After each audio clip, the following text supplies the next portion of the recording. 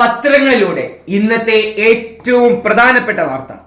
ജില്ലാതല ശിശുദിനാഘോഷങ്ങളിലെ കുട്ടികളുടെ പ്രധാനമന്ത്രിയായി കോട്ടയം MD സെമിനാരി LP സ്കൂളിലെ 3ാം ക്ലാസ് വിദ്യാർത്ഥിനി ദുആ മറിയം സലാമിനെ തെരഞ്ഞെടുത്തു.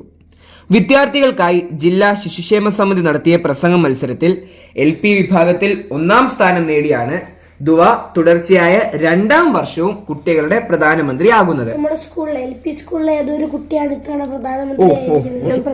LP സ്കൂളിലെ ഏതോ പെൺകുട്ടി, നമ്മുടെ പാത്തുകുട്ടിയാട്ടോ. നിഷാന് പ്രധാനമന്ത്രിയാകാൻ പറ്റാഞ്ഞതിന്റെ ഇതാ. പക്ഷെ അടുത്ത ഭാഗമുണ്ട്.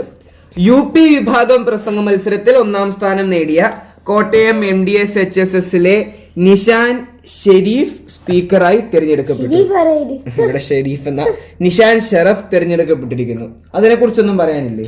അതിനെ കുറിച്ച് പറയാനുള്ളത് വളരെ നല്ല തീരുമാനം.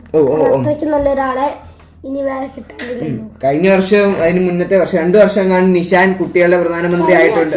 കഴിഞ്ഞ വർഷമല്ല, നിഷാൻ കുട്ടികളുടെ പ്രധാനമന്ത്രി 2 തവണ ആയിട്ടുണ്ട്. പിന്നെ ഇത്തവണ സ്പീക്കറൊക്കെ ആകുന്നു. എങ്കിലും ഈ കുടുംബത്തിൽ നിന്ന് ആദ്യമായി ഒരു കുട്ടികളുടെ പ്രധാനമന്ത്രി ആവുന്നതും ഈ ചടങ്ങിൽ അധ്യക്ഷത വഹിക്കുന്നതുമൊക്കെ ഞാനായിരുന്നു. ഇതുപോലെയൊക്കെ പത്രത്തിൽ വാർത്തയൊക്കെ വന്നിട്ടുണ്ടായിരുന്നു. അതൊന്ന് ഓർക്കുന്നത് ഇവിടെ ചിലർക്ക് നല്ലതായിരിക്കും. എന്നിൽ നിന്ന് പാഠങ്ങൾ ഉൾക്കൊണ്ട് ഇത്തവണത്തെ ചടങ്ങിന് വേണമെങ്കിൽ പങ്കെടുക്കാം.